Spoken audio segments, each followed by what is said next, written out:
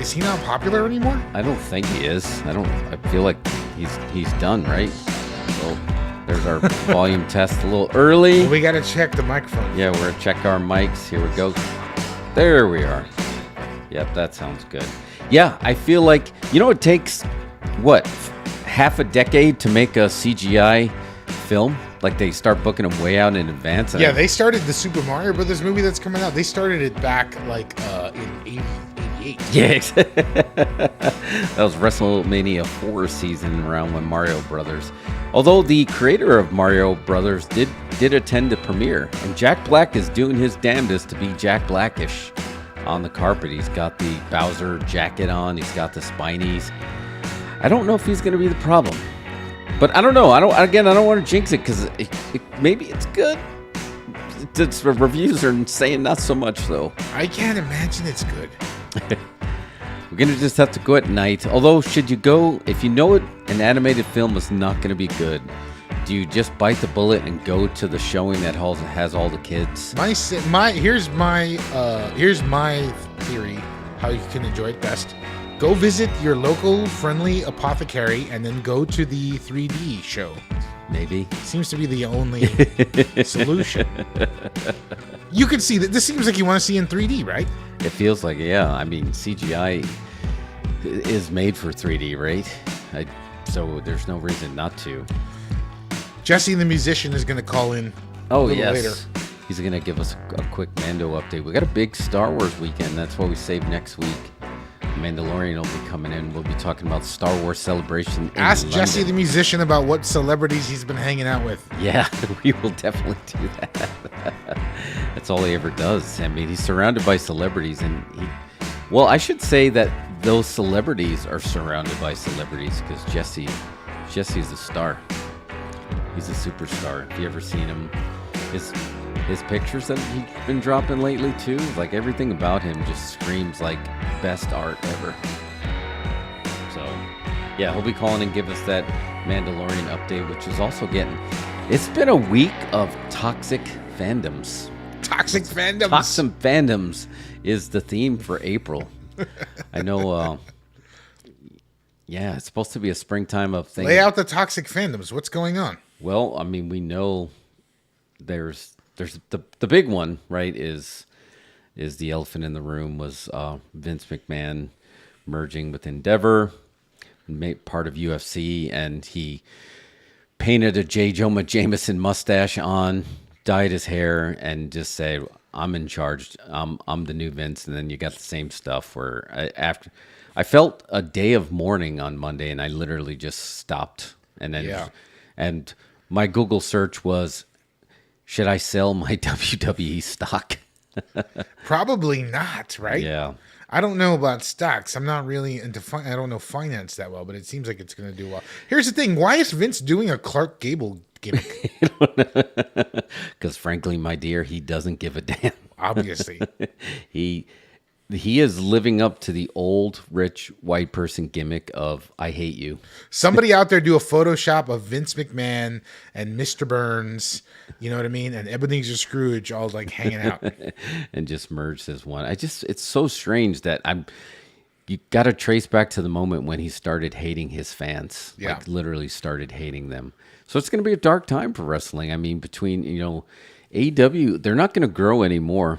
I mean, they're getting all the favorites, and they're doing everything they can to become a safe haven for professional wrestlers. And I'm happy they're there to give these professional wrestlers a way to make a living. But I am concerned with no long-term storytelling that's compelling. Yeah. And then you're just, it's like a game of Mortal Kombat that you're just smashing the buttons, putting the guys in there together. How long can that last? It's going to last as long as Tony Khan's wallet does. And apparently that's a really big wallet. So well, I mean, this is the first time in the history of wrestling where the owner does not care about making a profit. Yeah. Welcome to the tech age, folks. Yeah, we got one company that doesn't care about ratings and the other one that doesn't care about profits. Yeah. Yeah. What? Yeah. What happened? That's strange. I was like, you know what? I'm going to just put this over here for now. I don't need to give many, many hours of my life to that. Maybe I'll just let it take a little bit of a break. But on top of that, Then we also have some toxic Star Wars fans too. What is going on with Star Wars? I mean, we could save some of it for Jesse. Yeah, we'll save some for Jesse. He told me he was watching Mando earlier. And yeah, there was the two big notes coming out of it for a lot of the people are, wow, that felt like Boba Fett, and whoa, Disney is so woke. Uh-oh. Yeah, so I don't know. I enjoyed it. I liked it. I really liked the ending, but we'll talk more about it with Jesse. But it just hit me, bro. It just hit me when we were talking earlier that everything we do here, we go for culture pops, right? But we have horror high spots. We have kayfabe content. We go for it all. The most positive, happiest community of fans we deal with are horror. Are the ones that deal with bloody death, murder, slashers, ghosts, demons, hauntings. They're the happiest group. I agree. Why is that? I don't know. I don't think it's, well, feel like there's a demographic that people equate horror fans with, which is a tiny, tiny sliver, which is the Walmart discount bin demographic who sort of buys those movies. It's just kind of like, whatever, murder, dental murder tools kind of a thing. I just don't get it. I mean, they're like when we went to like Cult Classic and everybody's so happy. And then when we're doing tweet alongs on like Friday nights, for the last drive-in, they're so happy to sit, like everybody's making each other laugh. They're having a good time. Not like these other fandoms. What's up, Anthony? Anthony, good job on Anthony's that. On. Yeah, he's on. I watched his last video and it was like really, he's bringing the fire. So you guys got to check him out. Anthony Barreto, he's on there on YouTube. Check out his stuff. It's a good video that when you want to just sit there and think. It's a self-reflection video. Anthony's videos are all about putting up the mirror to humanity, including yourself. No, it's good. So I really dig it. But yeah, thanks for coming on here, Anthony. But yeah, the positivity all comes from the horror community. And I'm here for it. Looks like, and I don't want to leave out our friends with our retro film friends. That's another one. Something about time heals all wounds. And all the movies that people maybe disliked, or maybe there was toxic stuff before, you don't really hear about that anymore. Like we're going to get into this. That's our biggest spot. Miami Connection. You introduced me to this, and it's been around for a while. What a fantastic film experience. Are you teasing Miami Connection right now? We're getting right into it. We can jump right into it, man, because if you had to tell people, did you love the film? It's hard to say no. And not because it's a good film, but because it's a great experience that was made in earnest. They were being authentic when they were doing that. Yeah. And I can see why it didn't stand the test of time in 1987 when it came out. Like the same year Predator and Running Man come up and you put Miami Connection at that time, people are going to be like, what is this? And then you took it to and everybody was walking into this theater happy. I saw people bringing friends. You brought a friend. You brought me. And you're just trying to explain, like you knew that you were just about to introduce this person's world to something great. Well, the soundtrack is so good. It is. That was probably the third time I've seen Miami Connection. I've seen it twice before. I saw a screening of it, then watched it on video. That's the third time I've watched it. It's just the music is so good. Nothing like I don't really laugh at any of it. Okay, no. What is it when Irving or James, gets the news about his dad and he gives us that speech? I think it's sad. I think it's sad. It affects me in the sad way, and I think that's why this movie benefits from a lot of stuff. YK Kim, Taekwondo instructor, is like a pillar of the community kind of guy. Yeah. You know when like neighborhoods have newsletters and they write about somebody from the neighborhood? Yeah. He's that guy on a huge scale. So he got so many favors. The cops are in this movie as cops. Yeah. Those are not costumes. He got the actual cops from his neighborhood to show up. The soundtrack is so great.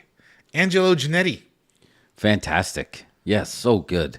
And that to know I've been listening to Tough Guys ever since when we saw it. Again, when I told you if I was still wrestling and I was a heel, I would be coming out to Tough Guys. I would be coming out to Tough Guys. It was so good. Let me just give the quick rundown if anyone stumbles on this. Miami Connection is a 1987 independent martial arts film starring YK Kim, who also wrote, produced the feature. Originally, the film was critically maligned and received poor box office returns upon release and remained unseen for decades until the Drafthouse Films restored it. And I'll let you get into that. But if the pitch of this is a martial arts synth band versus cocaine ninjas. They're not a synth band. They're rock. Yeah, you think they're rock? They're rock and roll, bro. So you say, okay, so a martial arts, rock and roll martial arts band versus cocaine ninjas. Rock and roll martial arts orphans band. Orphans, that's right, because they're orphans. They're a bunch of orphans versus cocaine ninjas on motorcycles. And Anthony, you were there down there in Miami. You can attest to how authentic the experience was. If that really truly did feel like Anthony, a Miami if you haven't Connection. seen Miami Connection though, you should probably rent it. Yeah, and rent it with an open heart and an open mind. What were you thinking? Let's just get, because I feel like I was very excited by the fact that how excited you were after the movie. Oh my God. Because I was just like, I knew that it's a fun movie. You know, that's why when I saw it on the schedule, I was like, let's cut the show short. Let's go see Miami Connection. It's a good show. It's a good show. I was like, you'll like it. But I didn't realize you'd like it this much. I freaking watched a video about it every day. I've already watched 4 documentaries about it. I've listened to the soundtrack every day, and I've 100% listened to the soundtrack in full blast before my kickboxing session. Before any of the students came in, I was 100% hitting the bags listening to that music. I mean, I went all in on this movie, and I can't get enough of it. I texted my friend Rich Uncle Chris from Houston, and I call him my entertainment prophet. He was into anime. He was into comics. He was into mangas. He was into this in the late 80s. Before, like, now everybody's loving it. And that's when it was in a dark corner. And then I was like, maybe he knows. And I just texted him really quick. I was like, Chris, did you ever see the movie Miami Connection? And he replied back with the quote, "The only way to stop the violence is for world peace." And I was like, what? I was like, how did you do this? And then he's like, yeah, I have the vinyl. He has the vinyl of Miami Connection. I was like, oh, I felt like... Only through the elimination of violence will we ever achieve world peace. Exactly. That's what he texted me back. And I was like, holy cow. I was like, it's like everybody knew about this. Yeah. It is it's an experience. I would say this, to me, this trumps any midnight showing that you'd ever see of Rocky Horror Picture Show. I feel like, what's the one with, oh, hi, Mark, The Room. I feel like this is more fun than those. Rocky Horror is good, and if Rocky Horror is fun, I feel like this is modern day Rocky Horror, so it's a little bit more fun, but way more fun than The Room, because even though he was being earnest in that, he really was trying to like create world peace through a martial arts movie. Well, for the most part, the movie is competently directed. Yeah, oh yeah. And the martial arts is legit. They're all shoot fighters. I don't remember the name of the second in command, but he kind of looks super dorky. But no, he would beat the crap out of you. Yeah, he looked like a tall, more ripped version of the lead from A Last American Virgin. Yeah, so I mean the thing is, you can't make a movie that's so bad it's good. Yeah. I think a lot of movies today suffer from that because it's just it's a defense mechanism. Yeah. I know that I can't make it as good as I want, so I'm going to just let you know that I'm joking. Yeah. And this movie doesn't do that. It is like you see the picture of YK Kim right here. He was not joking. No. He was about to cut up some cocaine ninjas to achieve world peace. Yes, he was. And so I love that scene. That slow-mo and it freezes. I told you it reminded me of Emilio and the Wanderers, the slow motion. He's like, come on. Like you said, he was 100% earnest in that. And that's the thing. It's like, to make a movie that's so bad it's good, you have to be trying to make a good movie. Yeah. Okay? And you have to be trying to make it sincerely. And that's what this movie has. Cocaine Bear, which is fine. It's entertainment. It's good, and it works. But it winks a little bit too much at the camera to let you know that we're just kidding. Yeah. YK Kim's not kidding. No, he's not kidding. He's not kidding. And you know what? Cocaine ninjas are a problem. In this movie, it's a huge problem. And only a band made up of Taekwondo orphans can solve it. I love that it felt like they were in high school, but then they were in college. They were in college. They lived and YK Kim's obviously 40, and the rest of them are in their 20s. Oh, and by the way, that was Vincent Hirsch played John. He's the Irish-American bass guitarist of Dragon Sound and Jane's boyfriend. Yeah. Oh, man. You're right. It would be impossible if you wanted to set out and say, I want to make a movie like this, and I want people to discover it 30 years later, and I want them to love it. You couldn't do this on purpose. Like, you couldn't set out to create the Miami Connection experience, right? No, it's chemistry. It's an accident. Yeah. It was a beautiful accident, for sure. So I was watching one of the documentaries I was watching had the writer from Suplex Duplex Complex. Check that out if you want to see me dancing in my wrestling gear. But he said that he called like 3 different times to YK Kim, and they kept hanging up on him. They're like, no. They thought, they're like, we're showing this film in Austin, Texas. We love it. People are loving it. And he kept hanging up on him. He's like, this has got to be a joke. Like, he didn't even believe it at that point, because I think at that point he was pretty beat down to the point where they convinced him it wasn't good, even though in his heart he knew it wasn't good. So he just put it to the side, and he kept being successful at his Taekwondo school, right? I mean, because that was a really nice house. And being a pillar of the community. Yeah, I mean, that was a really nice house, too. But yeah, that's a good way to put it. He was the kind of guy, like, everybody in that community was going to know who YK Kim was. Like, he was a pillar of the community.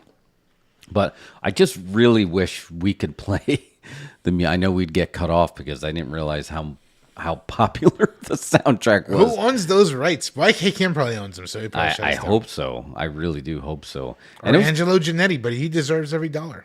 And you got the privilege of seeing them perform live. I did. It's crazy because I sent you the album, and there is a track where they're performing at Fantastic Fest, and I was at that show. And I knew, when I saw this, I knew nothing about the movie. I knew it was playing at Fantastic Fest, and it was featured. What I had never seen, I didn't know anything about it. But it was funny because we went to that show, and it was Dragon Sound. They did the whole introduction. I had no idea what was going on. They were playing, and then I realized these guys aren't playing anything. Like, no one's playing instruments at all. They're all just like bobbing their heads and like, swerving side to side. And it was like, okay, well, it's just like a thing. And then I caught a screening of it at the end of Fantastic Fest after the folks had already left. And it was awesome. It was great. Such a fun movie. Such a fun movie to see at the theaters. Oh, yeah. It was great to see it in front of a big crowd like that, too, to realize how much people... The crowd at Alamo was hopping for once. They were. And They're way too quiet. They were way alive. They were popping at all the right spots. And look, and they're, like you said, you earnestly, when the sad parts were coming, my mom was I don't even want to mimic it. My dad. Yeah, I don't want to mimic it. I just want you to go experience that. But the sad parts were funny, but funny in a good way. Like, I don't think we're laughing in a part where it wasn't coming from a mean spirit. It's not mean-spirited. Yeah, you're not laughing at the movie. You're laughing with the movie. Yes. Because the parts that are good are really good. There's parts in here that could be in any 80s action movie. YK Kim achieved something here. Obviously, he probably shouldn't have written the script. Someone else should have written the script. I don't know if he wrote it or didn't. But anyway, that part suffers, and that part brings it down. But it's never not entertaining. No way. I wasn't entertained the entire time. It never felt like it dragged on. It like you wanted more to go. Here's the thing. It was 2009. I was talking about that writer, Zach Carslin, a programmer at the Alamo Drafthouse in Austin, found the film on eBay and made a winning blind bid of $50. Like, there was 2 other films in there too, right? That he bid on. Like, he got 3 for $50. It wasn't just Miami Connection. Yeah, he got 3 for $50. Yeah. And they didn't have no idea of like the condition, what the films were. what the condition the film was in. I mean, it could have been sitting in that storage forever. Do you have it on Blu-ray or DVD or No, I don't own the movie. No? On any format. And that's why I was wondering. I was like, man, I think that film's like, that feels like a film that you should own. Are you going to get yourself a physical copy? I think I am going to get myself a physical copy. Wow. Yeah, because I was talking to Rich Uncle Chris in Houston, and he's like, oh, yeah. He's like, I didn't get to see it in theaters, but anytime I get a chance, if someone crashes at my house, I'm more than likely going to be showing them Miami Connection. Well, look, we should do a Miami Connection screening. I would 100% do that, yeah. Once you get that Blu-ray, we'll do a screening. Yeah. We'll show Miami Connection and something else. I'll program the second movie, and we should do that because I think it's a great time. It is 100% a great time. And I feel like, in a way, if you think about it, when did Power Rangers started taking off in early 90s, right? Like 91, 92? I don't know, honestly. This feels like it was a little before its time, but I guess adult Power Rangers is the closest you can come to think about the feel that you got. Remember when I was a big mark for Power Rangers because I was wrestling at the time and I was really always looking for these gimmicks. I actually wanted to try to get a job as a putty. I was like, they probably need somebody that can take good bumps for these guys. How do I get a job as a putty? And then somebody said, well, somebody bought a bunch of this footage from all these shows in Japan, and then they cut this new footage in and they just spliced it together and made it a show. Like that stuff that you're watching happened like years ago. And I was like, oh man, but it's that same earnest vibe that somebody sees something great in what most people just kind of discarded. Yeah. Can you imagine going back into, because you feel like he's got a ton of notoriety now, and his school was packed, right? And he's probably like, would you not, if in Austin, Texas, YK Kim had a Taekwondo class, you'd go, right? I would be a black belt by now. I would be a 5th degree black belt in YK Kim Taekwondo. Exactly. That's what I'm saying, that he's prospering from this. So, yeah, he said after this, so this was at the old Alamo that they were screening it at night, and it was getting really popular. So when he hung up on him a few times, Kim said, I was wondering why they wanted to distribute this movie that the public had rejected and Hollywood treated like trash 25 years ago. This has to be one of our time travel adventures.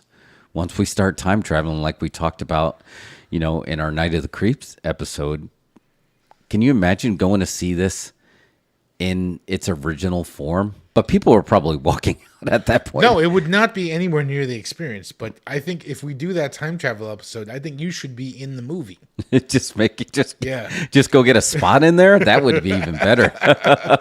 I feel like you should be in that part where they keep calling each other son of a bitch. Have you not watched it again? Like, you've only watched in the docs. I just watched all the documentaries. I haven't watched in full again. Like, I don't know where to get it yet. I know I am going to be buying a physical copy. There's significant parts of that movie that have to be ad-lib. But that one where they're just like, you son of a bitch. No, you son of a bitch. It's just back and forth. There are so many great scenes. Like, so the older brother, Jeff, right? He a friend. Yes. And then he just like punches him in the face. Like for no reason. He just literally just punches him in the face. Don't worry, Jeff is just a friend. A friend. And then that scene, and then the scene with the rival band who can't fight for anything. Just like, this other band came and beat us up. If you go beat them up and get us a job back, we'll work for you. We'll join you up, and then any money we make is all yours. So like, what a deal. It's just like he's just going to work for him for free. But yeah, every part about this film, I was like, I think I even told you thank you for taking me to this, because I just can't believe I didn't have this in my life.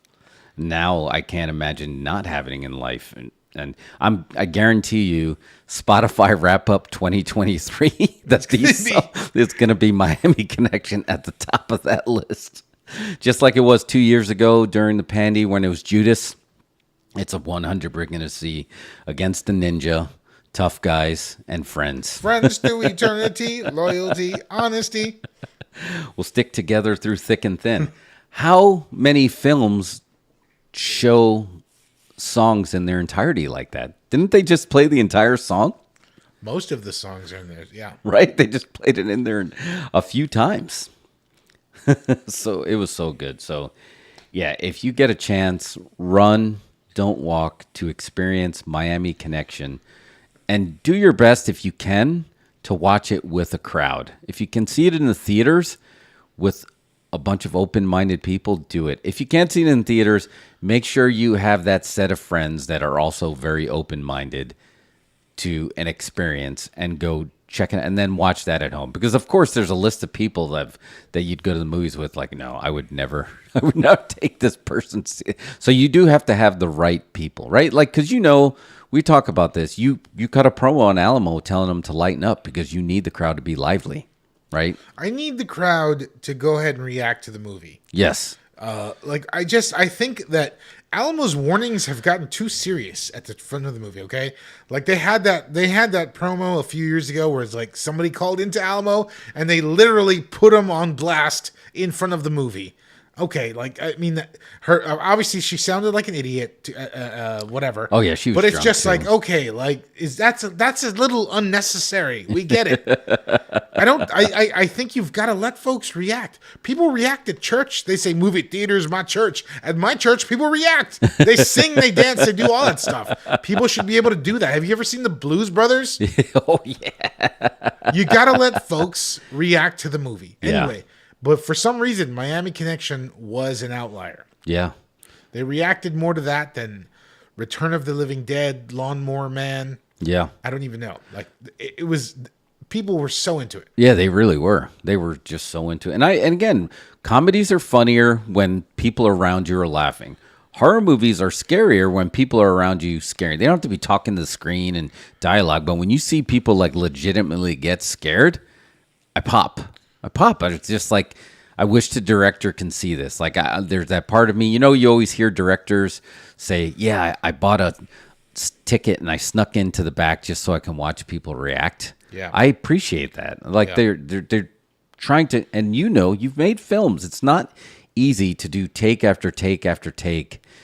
And you can kind of get lost. Like, I don't know, is that joke funny still? Because you realize you've heard it 50 times. That doesn't mean the first time one person's going to hear it that they're not going to laugh. Yeah. And when you're making a movie or any kind of piece of video or whatever, you're just looking at the pieces you're shooting. It's like, is this going to even work? Can we put this together into something? We don't know. We have no idea. That's got to be the hardest part of filmmaking, of realizing when you get so lost in the film and you watch it over and over and over again. Can you stay objective and realize, kind of stay the course, right? Because it's probably easier for like a first draft and you're like, oh, you crumble up and throw it away, but you don't know, there could have been some magic in there, but you just got tired of seeing it. Yeah, I'm pretty worn out. But I don't think that happened in Miami Connection, because I don't think there was much edited out of there. Yeah, and most of it is really good. Like, there's nothing to cut out. Even the parts that people laugh at. We've got the whole dad subplot. It's good. It makes sense in the movie. From an editorial standpoint, it should be in there. I mean, I think they just laughed in the sense of like... Oh, you know what I would play after this and the screening? What's that? I would play Once Upon a Time in Hollywood. Oh, yeah. Both coasts, cover the coast, man. Yeah. Yeah, that would be that would be a huge double billing. I would love to actually... we were going to do a spot and talking about... video archives. Yeah. And you can get them to read your question on a show, but you have to write them an actual letter. Yeah, you have to actually write them a letter. And this was the first time after watching this film, I was like, should we write him a letter as us and just ask about films like this? Because what's his take? Yeah. What's Quentin Tarantino's take? And I'd like to hear Roger Avery's take too on movies like this that are, were considered bad, but then later on they become these cult favorites. Like, do they still look at it as objectively as they would, is this a good script? Are these good performances? Or do they look at it as like, wow, that's a really fun experience? Yeah. which, talking about that, we were listening to them before the show and figuring out what they considered the difference between a film and a movie. Yeah. I would call this a movie. 100% this is a movie. Right, this is a movie because it's fun. Even though it's shot on film, it's a movie. Yeah. I always considered the Jaws, anything that's there to feel like an event is a movie. And I feel like the art, you start leaning towards Oscar or awards or art, that's when you start thinking film. Yeah. Right? Is that how you always thought of them? Film versus movie? That's how I break it down now. But we should do this spot in a second. Yeah. You need to call Jesse the Musician. He's going to check. Oh, is it already time? It's time to check All in. right, cool. Let me call him live on the air. Yeah. Make sure this Bluetooth is connected. We are connected. Are you, and you're okay with Mando spoilers, right? Yeah, I'm okay. Yeah, honestly, I don't think you should be worried. Here he is. Jesse the Musician. He's been all over the place. He was just at some party with Gwyneth Paltrow, he told me. He's been everywhere Ask now. him about Gwyneth Paltrow, please. All right. Checking in with Jesse the Musician. Hey, what's up, guys? Jesse, Yo, what's up? man? Hey, how are you guys doing? What you Good, guys man. talking about? Yeah. Well, we were wrapping up. We were talking about Miami Connection. We were talking about films and movies, but we realized that it's time to talk about that episode of Mando. So we wanted to get you in before the game starts. So Jesse, tell us about Gwyneth Paltrow. Well, apparently she was. I went to this pretty interesting. It was kind of like a pre-launch party for this new company that this guy's working on. He's actually doing these like interesting, like meditation, vibrating audio pillows. It's pretty out there, And I went there to see the demonstrations, and I'm like chatting with one of the guys who's a part of the company. He sort of froze, and he was like, "Gwyneth Paltrow is right behind you." And I kind of like glanced back, and I was like, "Oh yeah, that is her." and that's kind of like, but it was funny because I sort of just jumped back into the conversation because I was kind of interested in what this guy was talking about. But it was cool. I don't know if you guys have ever been to Topanga, California, but you basically drive towards Malibu on the highway, and then you take a ride up Topanga Boulevard, and they were having this pre-launch party there, and it was kind of like a demonstration party too. People were like demoing the pillows. And super cool. I mean, super beautiful place, very nice people. I met a bunch of nice people. Crossing our fingers that the company picks up. They're kind of in the early phases, and I'm doing the music for some of the pillow, or I'm doing some of the music I think there's like 5 artists who are going to do the music for it, and I'm one of them. Fantastic. So, That's awesome. Yeah. Yeah. It's been a very busy week. For We get to follow along, so Or make sure 2 you're weeks. following along with him on Jesse Beeman Music on Instagram. That's how I see where you've been and where you're going. So I watch your stories and check that out. Yeah. And it looked fantastic. It really did. It looked like a good trip, and I love to see you going out there and doing what you do best. Oh, thank you. Yeah, it was cool. This is like the first day I've really been able to be like, oh, I don't have anything to do today. This is nice. I'm like, I did do some stuff today, walk around downtown, but I have basically, I'm in my house and I'm like waiting for the Lakers game, watch Mando earlier. It's my day. All right, let's get into Mando before the Lakers. What happened on Mando, Jeff? So, Jesse, I want to hear first what it like. So there were some negative reactions to it. I enjoyed the episode. I thought it was good. But what did you think of the episode? Me? Yeah.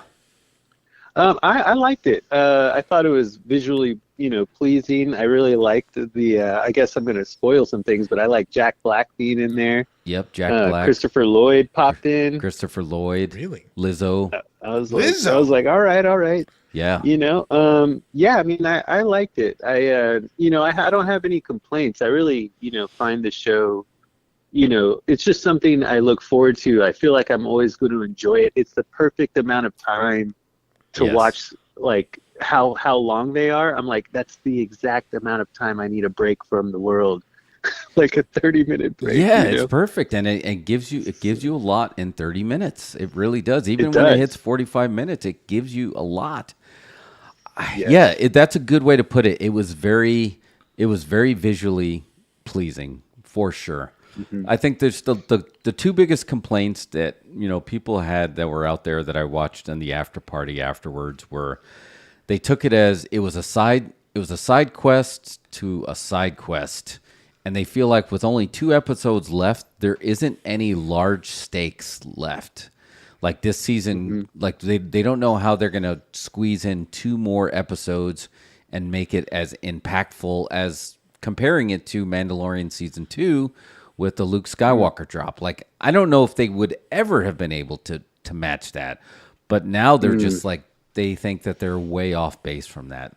And then the second, and I can see that. I can totally agree with, but I don't. I need to see the entire series before I judge it. I can't wash my hands of it until I see the last 2 series. We did this with Book of Boba Fett. You can't until you see it all. But the second one, and Yeah. I'm interested on your take on this, is they said, "Oh, here we go with woke Disney again," and I was like, "Did I miss something in there? That like, what was woke about that? Did you feel woke Disney? Was it because Lizzo was in there?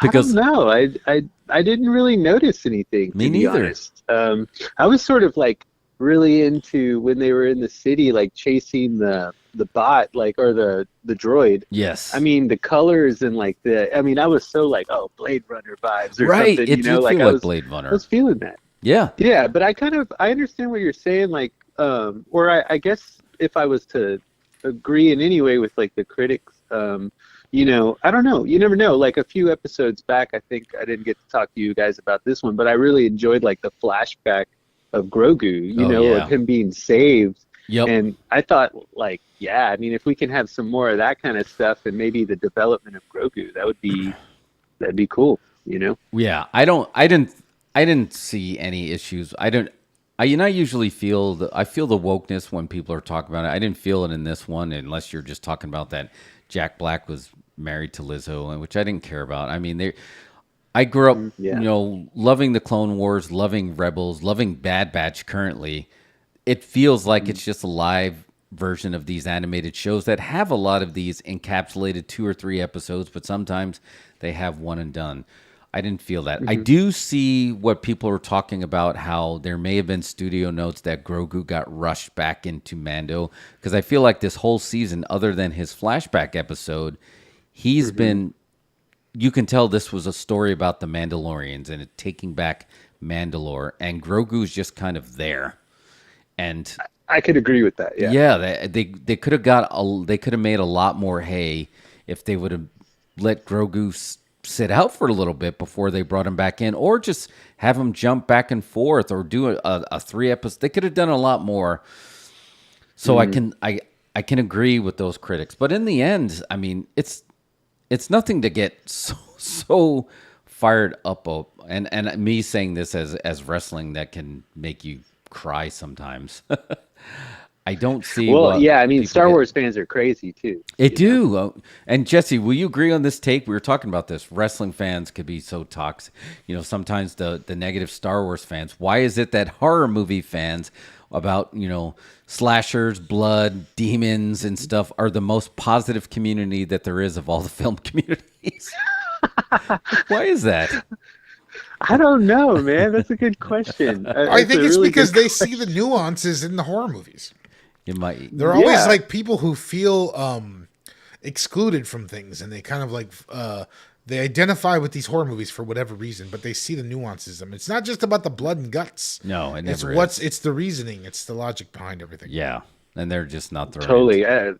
Kind of reminds me of like almost like an experimental music like scene, just like people who are doing experiments and doing like really weird, odd stuff in music, and the people who like that are so open compared to like people who are just like set in their way of like, I want a pop song, you know what I mean? And maybe Right. the Star Wars fans and stuff are a little bit like that, like, hey, I need to be like hooked right now, or I want this to be written the way I want it to be written, I don't know. It's very possible, Interesting. man. But I want to stay positive because I know it's coming from a positive light, Me and too. so I'm enjoying it. And we have Jesse. I don't know if you know this, that Star Wars Celebration is going to be this weekend in London. So we're probably going to get a lot of news drops. The rumors are we're going to get the film drop, what the film's going to be. We might get an Ahsoka trailer. So we're going to have a Mandalorian back on next week to do a full review of everything that happens at the Star Wars celebration. So I don't know if you're going to be in town next week to pop in live. will. I will, man. Yes. I want to come. I got to come by. It's been too long. Yeah, I've been aside from Los Angeles. I went to go play a show outside of Mexico City, and I'm just like glad to be back. So I've been looking forward to coming to hang out with you guys, talk stuff. Yeah, and by then, for next week, so we'll talk Star Wars celebration.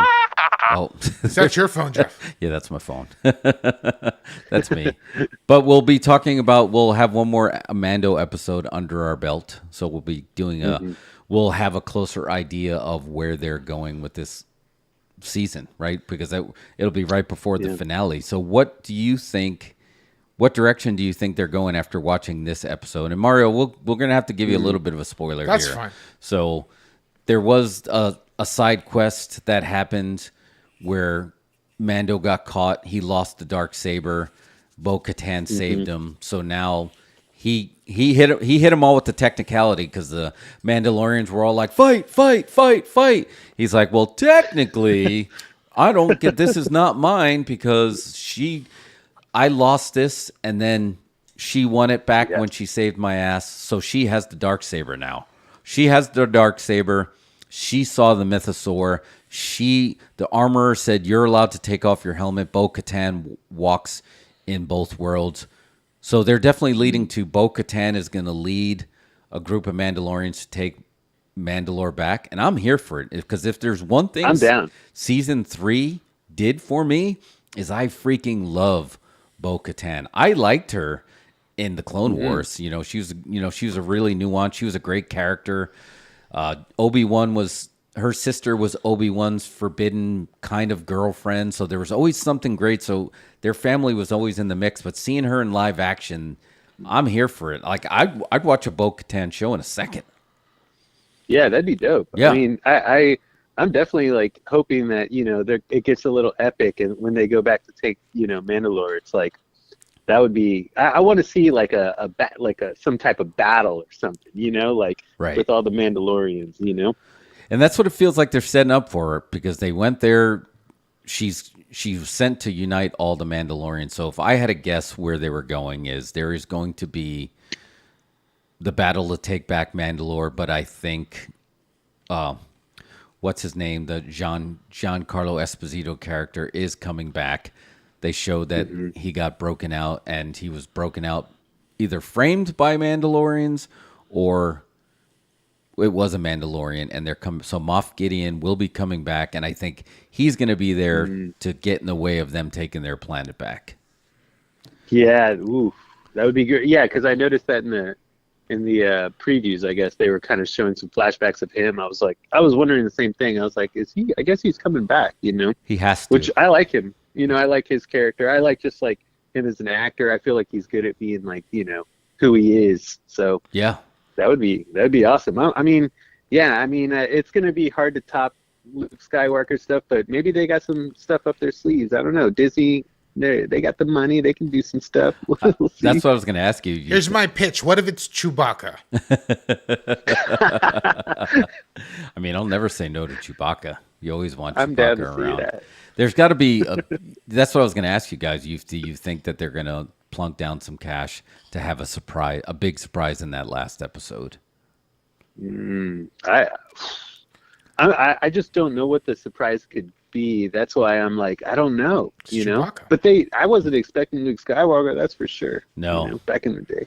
So. And they already showing Luke in Book of Boba Fett, so like having Luke show up again, I don't know if it'll have the same. I mean, it would be cool, but it's not going to have that same blow you away. They haven't shown Ahsoka yet as well, so you got to figure that she's going to show up sometime, right, in one of these episodes, because they got to be leading into, because the next show is going to be the Ahsoka show, and we're about to see the trailer. It's right around this time. They had to have timed it to drop there. So I think somehow she's going to be involved. And my guess is the cast of Rebels you're going to start to see them in live action, and I think then they're going to start to set up the Ahsoka show. So you're going to get Thrawn. You're going to get Thrawn. You're going to get the big bad as Thrawn. And asking you guys, would it be a huge impact? Because neither one of you, I don't think either one of you watched Rebels, so you don't know who Thrawn is, but that's going to be basically the new generation Emperor. Would that mean more to you if Thrawn was played by Robert Downey Jr.? Sure. Would that carry some weight? I'm always down with Robert Downey Jr. Sure, why not? I like to gauge celebrities by how famous they are. Yeah. Like the more famous they are, the more I like them. Yeah. And that's usually how I decide what I'm about to watch.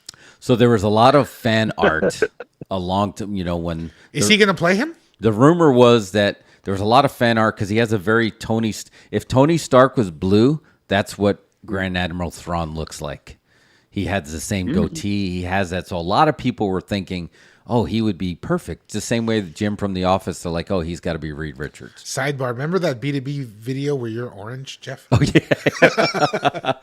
It looks really good. It did. It turned out really orangey. way more orange than I expected. So, but yeah, that's what I think the surprise is going to be. Not only they're going to have that character, but they're going to have a big name playing that. And I think they wet our whistles saying that we're not afraid to pay for people that they got. Doc Brown, Jack Black, and Lizzo all in one episode, and people were still angry.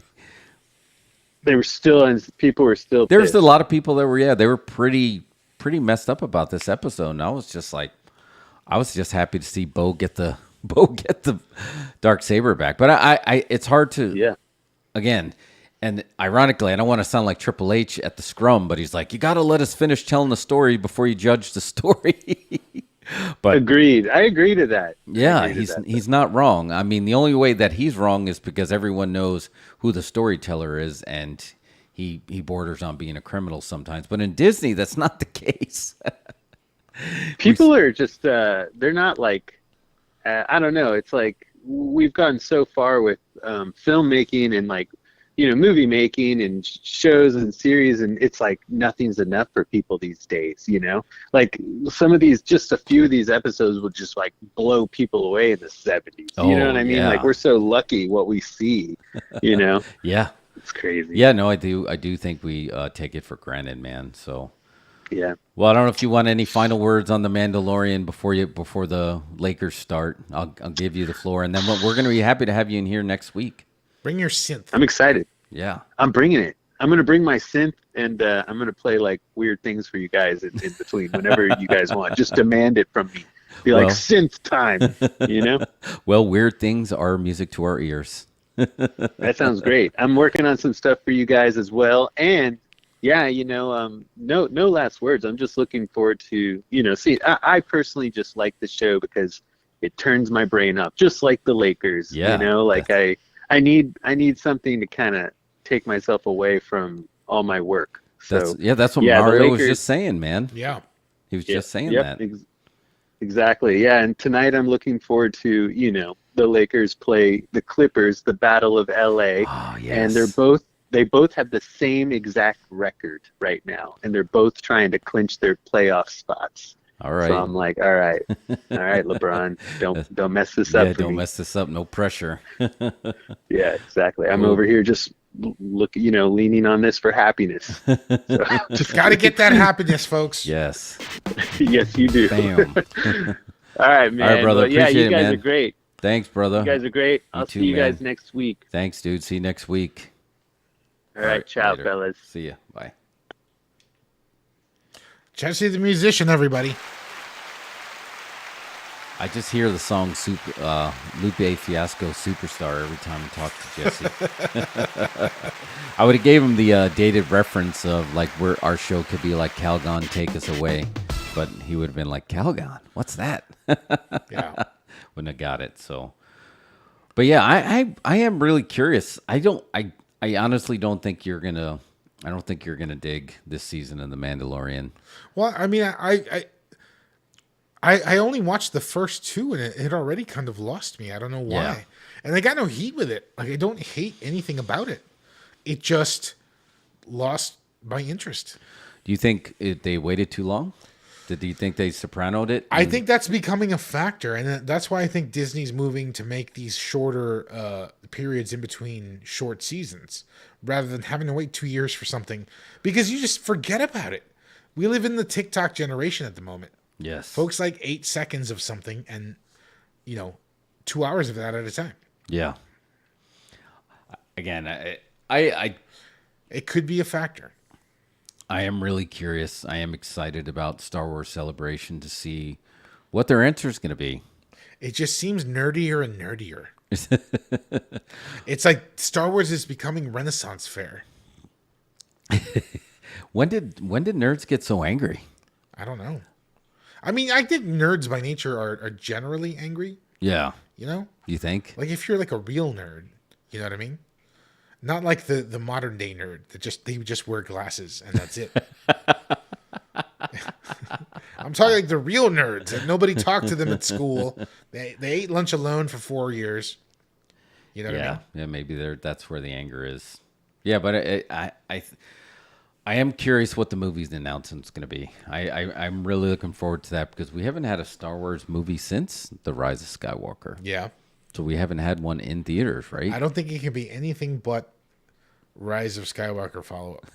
It can't be anything else. There's nothing else is established enough. We'll use this to pivot into a quasi social media update. Social media update. I was reading one of the comments. So today the short we dropped was you comparing The Rise of Skywalker to Will Smith AI eating spaghetti. And one of the comments was like, I just don't get this. You have to be from Mars to watch this content. And I couldn't tell if he was talking about our short or Will Smith eating spaghetti. Will Smith AI eating spaghetti. Either way, he's right. And I think that's important. We are all stardust. Mm-hmm. Maybe he's watching right now. Here's the thing. You don't have to be from Mars to watch this content, but it helps. Oh, that's perfect. We want to take a quick break, and we'll come back, and I'm going to tell you about Dungeons and Dragons. All right. BRB. I bet you think my favorite bubbly is champagne. Well, surprise.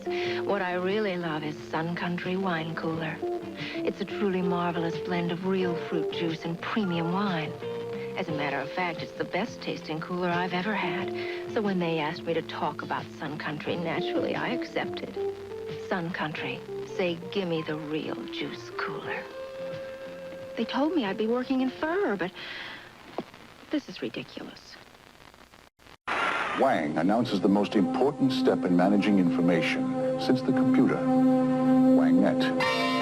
WangNet is the electronic connection that gives anyone in your office any kind of information they need instantly by linking together every conceivable kind of office equipment, no matter who makes it.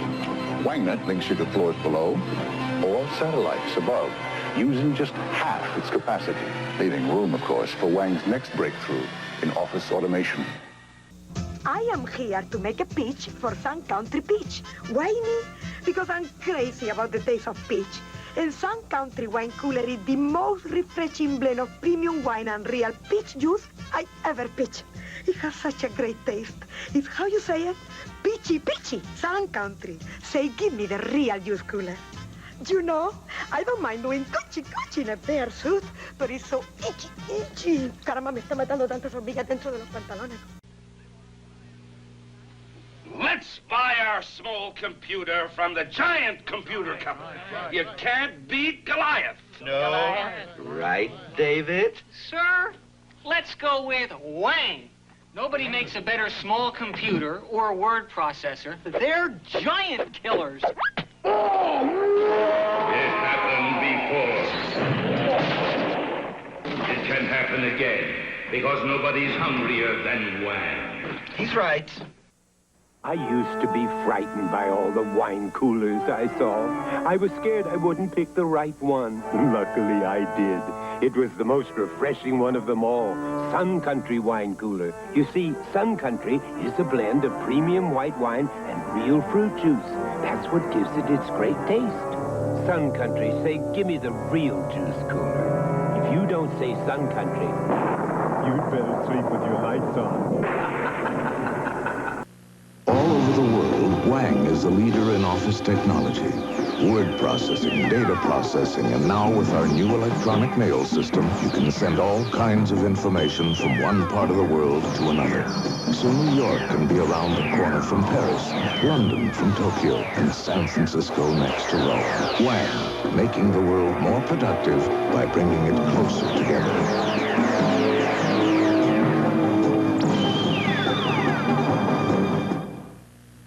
This is the tale of the Sun Country Kid. Rode into town on a horse he called Sid. Bought Sun Country wine coolers for one and all. Said, drinks are on me. Go on, have a ball. Sun Country's made from juice that's all real and premium wine for refreshing appeal. One sip and you'll know my story is true. Because when has this bear ever lied to you? Sun Country, say give me the real juice cooler. So ask for Sun Country. It's fun, never stuffy. And you can take that from a bear named Duffy. Patrick Duffy was actually killed in the show. And then came back? Yeah, he was killed in the show and he came back, unbeknownst to all the viewers. And he was just in the shower. It turned out to be a dream. That show was called Dallas. Oh, great show. Was that the original Cliffhanger or just the original most popular? It was the original Swerve. Yeah. The first time that primetime sitcoms, primetime soap operas borrowed from professional wrestling. You know, Hot Stuff Eddie Gilbert used to, before wrestling shows, he'd watch soap operas back at the hotel to get ideas. Really? Mm-hmm. But if you say that now in 2023, it could be like, because they got a lot of like actual soap opera writers. But yeah, that's Hot Stuff Eddie Gilbert. His family was always in wrestling. That's a professional wrestler taking a soap opera and putting a spin on it that's professional wrestling, not the other way around. One works, one doesn't. But... And that's free life lessons from House Show Live. Sorry, I'm gonna stop eating these nuts. But I was gonna ask you. I feel like game shows are back, and I'm calling it in the ring. What game show's back? It feels like there's always a bunch of game shows that are just randomly on, like TBS or at night, and they end up pulling me in. I have not noticed any. Are you talking about MILF Mansion? That's a game show, right? No, this one was hosted by what basketball? Dwayne Wade, the basketball player. Oh, wait. Are these like talent competitions? No. Now it is basically Squid Games. So I've been watching the 100, the strongest one. That's like a Asian. I don't think it's Korea. Anyway, it's on Netflix. There's a game show. There was another one. It was called The Cube, and it just had two people going in there, and they had two different games. Every time they went in the cube, they had to play a game, and if they beat the games kept getting harder, and they were winning money. I think Squid Games brought game shows back. Yeah. But on that topic, I was going to say, do you think they could ever bring soap operas back like that? Soap operas have not gone anywhere. But no one's watching them, right? No, people still watch them. Really? Yeah, 100%. They're still on every day. They're still on every day. And they're still on every day. I think that I think that some of their viewing has shifted to the internet, but they're on every day. I didn't know that. Yeah. Like General Hospital still on? Every day. Really? Yeah, I'm pretty sure those soap operas have not stopped. I think some of their distribution habits have changed, but not. They're still there. Interesting. I remember just so many actors talking about how they were golden handcuffs. Like, you're always going to have work. I don't know what Podcat's doing. Looks like she's going through her bag. All right, that's fine. Wait, can we go back to that one conversation? We were about to start it before we checked in with Jesse, but the difference between a film and a movie. Yes. The difference between a film and a movie. Let's do it. What would you say? What is your 3-sentence explanation? A movie is an event or an experience, and a film is a viewing. Okay. What do you think about Roger Avery's assertion that a film is shot on film and a movie is shot on whatever? Oh, no. I mean, that's technically accurate, I right? feel like that's a fair explanation. Yeah. I think that's technically accurate. If you shot it on your phone, that's a movie. But what? So it's a short movie, not a short film. What if does length matter? It depends who you ask. Insert the rim shot there. But like, no, I don't know that. I don't know if it matters. I just think that is an interesting explanation that I never considered. For me, I think that the difference between a film and a movie is a movie is trying to be art, and a film is trying to be art, and a movie is trying to be entertainment. Yeah. That's how I break it down. The on-air sign just went off. I think you're right. I think a film is trying to get an experience, and it might not. Did it really? It did, but it's okay. I think a film is trying to garner an experience, and it not necessarily have to be a positive experience for you. I think a movie is always trying to get you a positive experience. To react. Yeah. To react more positively. Where a film, it might be dark. It might be negative. It may just be meant to make you think. I think somewhere along the line, what he said has always been technically true. But now, I hear the word film, and like you said, it's more art house, it's more award based, and a movie is just more for the fans. A film might not necessarily be for the fans, unless you're a fan of film. Yeah. But it might not necessarily be for movie goers. Yeah. Here is the $64 question. Is Miami Connection a film or a movie? I would put it as even though it was shot on film, I would say it's a movie. Yeah. It's an event. It's an experience. Yeah. I experienced Miami Connection more than I watched Miami Connection. But here's just my response. Is like the Miami Connection, as hilarious as it is and as fun as it is, it was trying to achieve world peace. It was. They weren't. Miami Connection was not made as a comedy. It was aiming high. Yeah. World peace would have been achieved had this movie worked. Yeah. The world wasn't ready for world peace. I don't even know if the world's ready for world peace now. I don't know. Might be time for a Miami Connection 2. Oh my God. We didn't talk about that. Could a sequel be accomplished? I think if they did it now, right now it'd be over, and they would Draft House Vending Machine would sell 1 million copies. I think it would do well. You probably don't need a huge budget, but it's a huge pain in the butt to try and make a movie. YK Kim is probably super successful. He's a lot older. He's like, do I want to really go run through the street with a sword? As a joke? I would book him as the Mr. Miyagi character and have him do less but still be in the film. Yeah. I would get the son of John, the bass player, and Jeff's sister. Their child would be trained by YK Kim for new cocaine ninjas. But it would probably be like Molly Marauders more than cocaine ninjas, right? Like, what's the new drug of choice? Would it still be cocaine? Yeah, I don't know. Fentanyl something. Yeah. Fentanyl. The fentanyl fighters? I don't know. And then have them train. I would go to see that in a second. So, hopefully, they had to have considered that, right? What's that? Draft House Films. A sequel? Mm-hmm.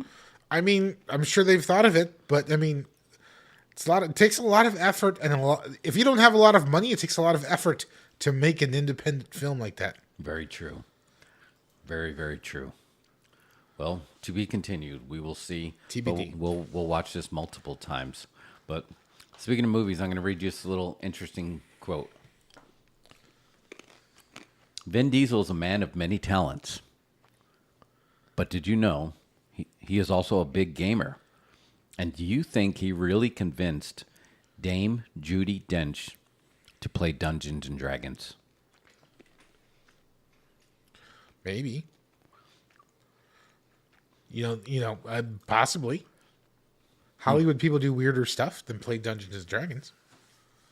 The answer is yes.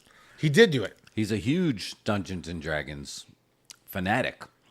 And according to Michelle Rodriguez, if you ever took a look at his closet, he has all the paraphernalia of a Dungeons and Dragon fiend. He puts a lot of his dungeon master techniques into making movies and producing them. So my question is, I went and saw the Dungeons and Dragons movie, Honor Among Thieves. Just a quick dinner movie. Like, hey, I'm going to go catch a bite and use my Alamo season pass. And it was good. It was a good, solid movie. And it hit me, and I'm like, wait, Michelle Rodriguez is in this. Why is Vin Diesel, the dungeon master himself, not in the Dungeons and Dragons movie? I don't know. I mean, I feel like Vin Diesel is probably very... Vin Diesel loves to have a lot of say in the creative of anything that he's involved with, which is why he's mostly done Fast and the Furious for quite some time. So you think he just wouldn't have got a say? Who was the director of Dungeons and Dragons? It's the folks who did Game Night. I know that for sure. And it had that very much that Game Night vibe. But I liked it. I liked Dungeons. I mean, I didn't hate it. I wouldn't tell people to rush out to go see it. It did its job. It made a move, so you made a movie. You got it done. Yeah, you got it done. But my question was, I don't know if Chris Pine was a big enough draw for this. Like, you're going to get the people who play Dungeons and Dragons to come out and see Dungeons and Dragons. Did you notice Alamo Drafthouse, they had the tables set up for people to be playing Dungeons and Dragons in there? Yeah. They had the card tables set up. The pre-show had the Demogorgon and showing them playing Dungeons and Dragons and Stranger Things. But it just hit me. I was like, Vin Diesel could have maybe possibly really put this over the top, considering, I know you said he's hard to work with and he wants a lot of say in the creative, but he's a dungeon master. He should be saying, this is right, this is wrong. I guarantee you, if there's a podcast that says Vin Diesel reviews Dungeons and Dragons, I'm watching. Yeah. If it's Vin Diesel reviews any other movie, I'm not watching. But he's a Dungeons and Dragons master. How could he have not been in there? And also, how close him and Michelle Rodriguez are. They've been working together for so long in Fast and Furious, and she got booked. How did he not get booked? Is he more expensive than Chris Pine? I feel like he is. He is? Yeah. Chris Pine has not done $1 billion movie. Vin Diesel's done like 5. That's true, but they're always... Oh, no, because he's also outside of Fast and Furious too, right? The Pitch Black series? I don't know if those did well, but there's 10 Fast and Furious movies. Yeah, At least half of them have made $1 billion. That's true. Here's the thing. Vin Diesel might have been like, hey, Dungeons and Dragons producers, here's the thing, is like, I'll be in it, but my character cannot wear sleeves. And I have to drive a Dodge Charger. They're like, Vin, it's medieval times, but it's a Dodge Charger. Horsepower. You get it, right? It makes sense. You're not wrong. I think he likes to have a lot of creative control. Yeah. Oh, this is Chris McKay was the story by. Didn't he? Let me see his filmography really quick. 21 Jump Street. Yeah. Yeah, it's those guys. The Lego movie. Again, it was a fun movie if you just happen to see it, but I think they were trying to kick off a film series, and I don't think it's going to work. No. I don't think it made enough money to do it, and I don't think there was enough of a draw in there. It felt, but it was fun. Yeah. But I just think they needed a little bit more. There was a lot of unknown actors in there, and that's fine, and they all did their role. You know, this movie, could a Dungeons and Dragons movie be carried by Michelle Rodriguez and Chris Pine? I mean, possibly. That was what they were going for. They both have, a certain amount of star power. I think it could have worked. Chris Pine is really enjoyable on screen. Yeah. I think Chris Pine, if he did, hopefully he can get in on Quentin Tarantino's last movie. Because I think Quentin Tarantino has said many times that he loves that dude and he'd like to work with him. if he could get in Quentin Tarantino's movie, he would be so over. Oh, yeah. Forever. So hopefully his agent is reaching out. Be like, I want to be in the movie critic. Did you have any kind of, were you ever curious to see this movie at all? Did it No, cross I would like to go see it. Here's the thing. Dungeons and Dragons doesn't work as a movie. It's nothing. It's just one of those things. We have this IP. Let's do something with it. Let's turn it into a movie. What do we do? Just here's a script. Here's a medieval script, and we'll call it Dungeons and Dragons. That's what this feels like to me. I would like to see it. I like Michelle Rodriguez. I like Chris Pine. I think Game Night was solid. I'd be happy to go watch it. Just haven't been there yet. But I have no particular affinity towards Dungeons and Dragons, even though I played it as a kid. I remember playing it as a kid with my cousins. But it doesn't make sense as a movie in general. It's just a thing. It's like they turned Battleship into a movie. Oh, Battleship, the board game where you put the tiny pegs and tell each other code numbers. Yeah. They turned that into a movie. That's kind of what this is. Yeah, that's what it felt like to you. $150 million budget. Yeah, it's big. It was. So it's got a known IP name to it. It's dragons in the title. People love dragons. It's been established. Dungeons, not so much. They had a fat dragon in this. Yeah. So people popped for the fat dragon. People already love dragons. Yeah. Show me how you get a dungeon over, and maybe this might have worked. They should have focused more on the dungeon aspects. I have a little bit of a hot take here.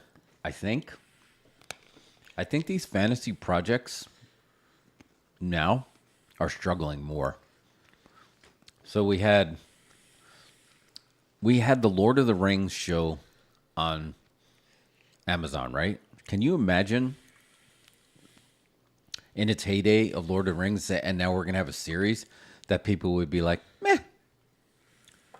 It was just shared that of all the people that started Lord of the Rings, the series on Amazon, only 39% actually finished. Really? Yeah, that's a shoot. Oh my God. And I can't tell if that's just that property or fantasy, because the other popular fantasy series is Harry Potter, and it was announced that she wants to make the next set of movies, and she wants the adult characters, and the fans are coming out saying, don't do this. Yeah. They're literally coming out and say, no. Can you imagine? Remember when George Lucas announced, okay, I'm going to do 1, 2, and 3. People are already getting their cosplay ready. Yeah. And Harry Potter has a pretty thick fan base that they're all into it, and they're all like, no, we're good. And the Wizarding World with the Fantastic Beast, that last one did no business. Here's something that's common sense that Hollywood executives don't seem to understand. No one wants to see their favorite movie turned into a television show. No, that apparently seems to be the case. Here's the thing. Here's a cool thing that people love, and they wear costumes, and they get together and go watch it at midnight and have themed food, and they wear outfits and paint their faces. No one's going to just do that at their house when you shoot it at them through the internet. You have to put things in the theater if you want people to have that reaction. So, streaming has changed everything, and people think folks want their favorite IPs to be a TV show. No one wants to see that. I think it's been proven. I think we're seeing Star Wars is becoming devalued. Marvel is becoming devalued. Yeah. I just don't think it's working. I think the folks right now that control the IPs are going to have to make some hard decisions and realize, do we need to let this rest and reset it?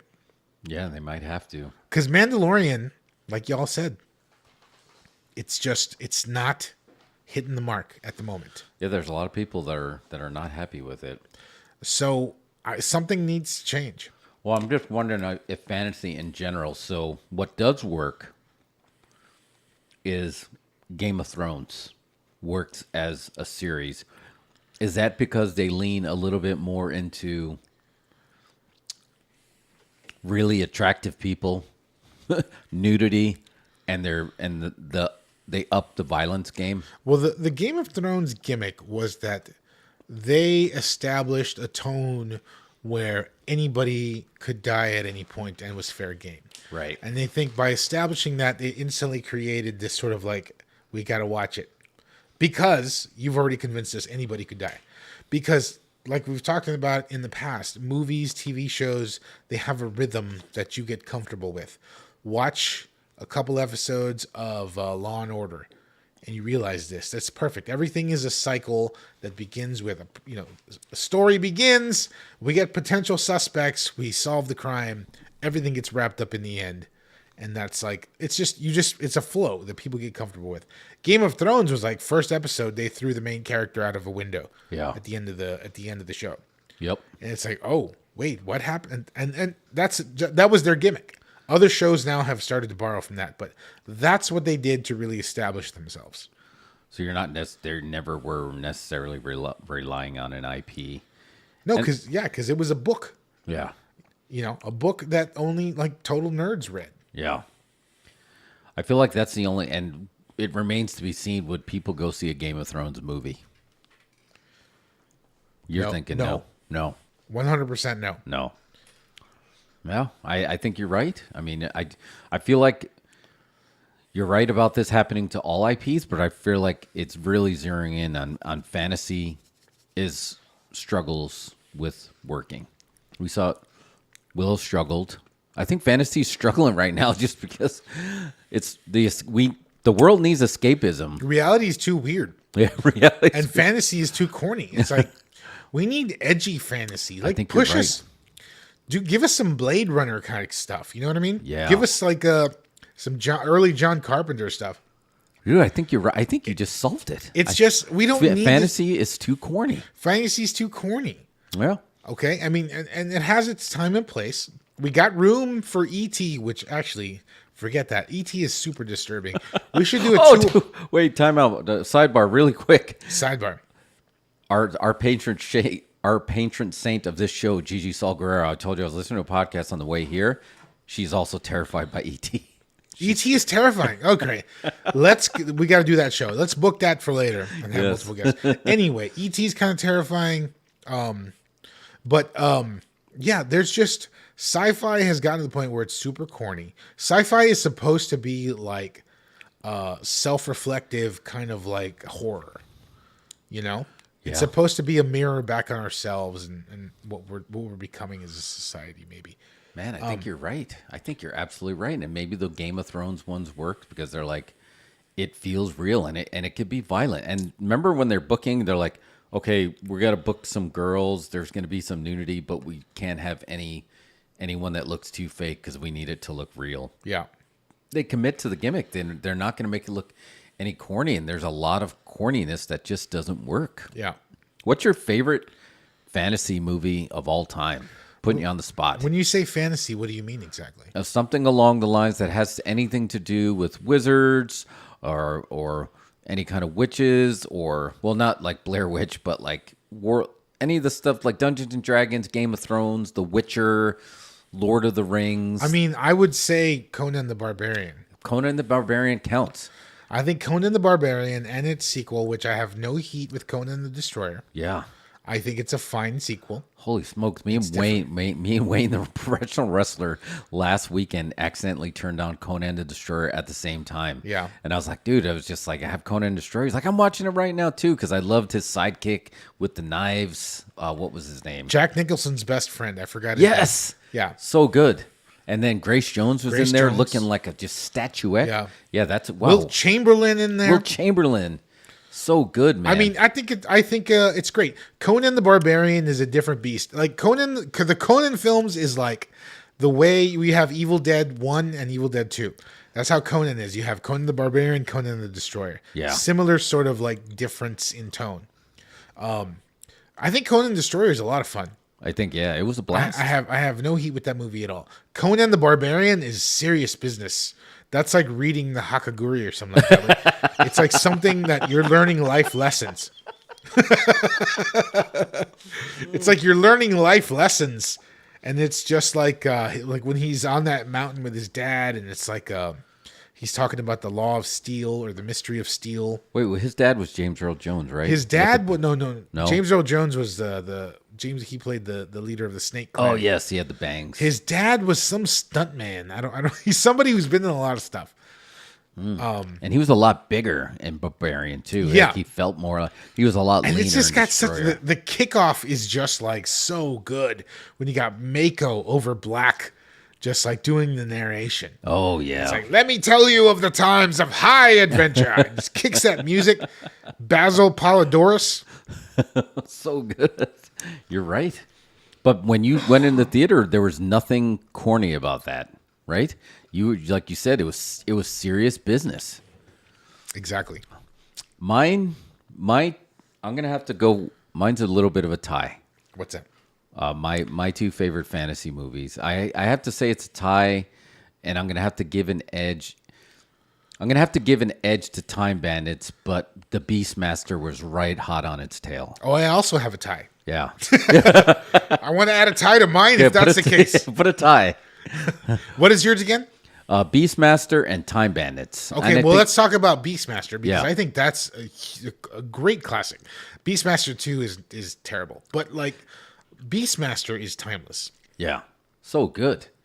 Mark Singer. At his very best. Odo and Podo, the sea otters. Oh yeah. Man, that was so good. No, they're not sea otters. What are they called? Possums? Possums, yeah. They were no, ferrets. Ferrets. Yeah, ferrets. Man, that was so good. Have you ever spilled, like if you're ever laying down and watching a show and you spilled something across your neck and then you think just like in Beastmaster, right? When they put that fluid there and then they couldn't move and that's when they stole them. Yeah. Baby, I used to pretend that too. I was like, what if I get trapped like Beastmaster and I can't move right now? I used to draw that Beastmaster logo on my hand all the time at school. Yeah. So good. Yeah. That's a classic. What was the other one? Time Bandits. Time Bandits is art. Yeah, it is incredible. Like that movie, I feel like I was too young to understand it, and I was also at the perfect age to absorb it because it sticks in my head. Yeah. Where is the map? And I can picture Sean Connery, and then the whole implications of that we're just getting into now with multiverse and time travel. That was way before its time. Yeah. Like it was way before its time. Like, of course, we worked with Shelley Duvall's niece. And of course, I used to want to talk to her about Shining. That's like the #1 horror movie of all time. But I also like, I loved her in Time Bandits too. Yeah. I don't know if I tried to hit her with a deep cut. Yeah. Loved you in all those Woody Allen movies as well. Yes. But yeah, those are, that's a strong list. Conan Destroyer, Conan Barbarian, Time Bandits, Beastmaster. But what's your tie? Here's my tie. And here's the thing. tie? This is not, I don't think by any means this is a good movie. This movie is a solid B-, top to bottom. But parts let me see if I can guess it. I bet you can guess it. When you're ready. Okay. Tell me. It's a solid B- from top to bottom. Everything about it is somewhat derivative. It's always just like, feels like something else, but also its own thing at the same time, but not quite super original. The sets are great, but they feel familiar. The characters are kind of like, they look like stars, but they're kind of unidentifiable. You know what I mean? Yes. I bet you know what it is. And here's the thing, and this will give it away completely. It has the greatest weapon of any fantasy movie of all time. Oh, no. Now I don't have it. I was going to guess, but I don't have it. The best weapon of any fantasy movie of all time. No? The golden... no, I don't got it. Okay, the movie I'm talking about is called Krull. Oh, yes, it was. That's what I was thinking. It was a golden, like, the ninja glaive. star. Yes, that's it. I couldn't think of it. The glaive. I saw it in your mind's eye, and I just couldn't put it together. Yes, Krull's great. Krull's got a young Liam Neeson in there. Yes. No other identifiable stars that I can think of. Yeah. Shot on some leftover sets in England somewhere. Yes. Friend of the show, Blake, his email address is still firemares. Really? firemares@gmail.com. Send him an email. Just a great movie that's also at the same time completely not memorable, but still great. I think that someone came up with the idea for the glaive and built the movie around that.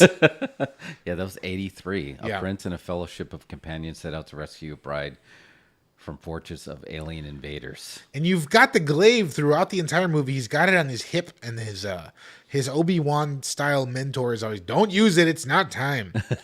But if he had used the glaive from whence he got it, the movie would have been like 30 minutes long. It's the best weapon of all time. Yeah, you're right. I just remember that. Wasn't that on the VHS box too? Yeah. Yeah, I remember seeing it. I'm trying to go through. I want to do a quick thumbs up or thumbs down here. I'm going to read off some fantasy movies since we went down this road. We might as well commit to the bit. And you just give me a thumbs up or thumbs down. Well, the first one is Legend. Tom Cruise, 1985. Thumbs up. All right. How about... Directed by Ridley Scott. Yes. Labyrinth. Thumbs up. All right, good. What about Dragon Slayer, 1981? Never seen it. Oh. It's true. I've never seen Dragon Slayer. If I saw it, it's probably only... You probably saw it and didn't. No, but you got a good film memory. You'd remember if you saw it. Peter McNichol, never seen Dragon Slayer. Oh. Just never got around. It's one I never saw. No. There's an Excalibur from 1981. Excalibur. Yeah. Okay. Great. That's an Orion. Great. Yeah, Orion. That's an Orion Pictures. Can I do a sidebar? Yeah, sidebar it. Do you know the Excalibur? Here's the thing. I want you to think of. Have you seen Excalibur? Yes, I saw it recently. Yeah. No, not recently. You remember it pretty well? No. Is it something you watched often? Growing up, yes. Okay, I want you to go watch Excalibur again. Just watch it. It's good. Okay. You'll enjoy it. It's an Orion picture, so it's an Orion. It's really well done. If you go back and watch Excalibur, here's an interesting thing. The movie Excalibur is Zack Snyder's biggest influence. Really? Movie-wise. Now that you say that, that does not surprise me. Go back and watch it, and you can see it all. That's a 1981 flick too. Helen Mirren. All right, yeah, that's gonna get that needs to get a rewatch. All right, I got another one for you. This is technically considered fantasy. The Never-Ending Story. Good. Yeah. I always think of Lionel Hudson. When Artex died, you know how many people are still in therapy because of that? Yeah. Oh my God. Yeah. Yeah, that was like and that was at that age where you're like, no, that's a work. Somehow they're gonna work this. And when it didn't happen, I remember it was triggered, I guess would be the word. No, your best friend slowly drowns in a pool of goo. Yeah. Slowly. What an introduce, like the Never-Ending Story. It hit you with that one. That was a big one. Okay, I got another one for you. And that was a big influence of Stranger Things, right? They did a little singing gimmick for that. This was a good one. And the Jim Henson's The Dark Crystal. This is technically fantasy. I'm going to be honest, I can't recall what The Dark Crystal is about. It? Yeah, no. Understandable. I don't remember that. There was a 2000 Dungeons and Dragons movie? There was another Dungeons and Dragons movie with Jeremy Irons. Yeah. Interesting. I don't remember anything. Oh, Marlon Wayans. I kind of vaguely remember it now. I'm going to pass on that. All right. Got another one for you. You're going to remember this one. 1985. Lady Hawk. Matthew Broderick. Broderick. Yes. The thief Gaston escapes the dungeons of medieval Aquileia through the latrine. Thumbs up, thumbs down, or not remember? I remember really liking Lady Hawk. I can't recall. I'd have to rewatch. I haven't rewatched that since probably 88.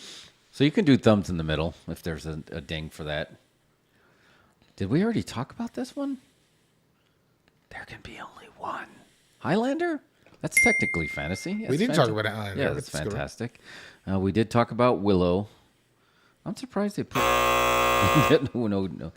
How do you feel about the Lord of the Rings trilogy?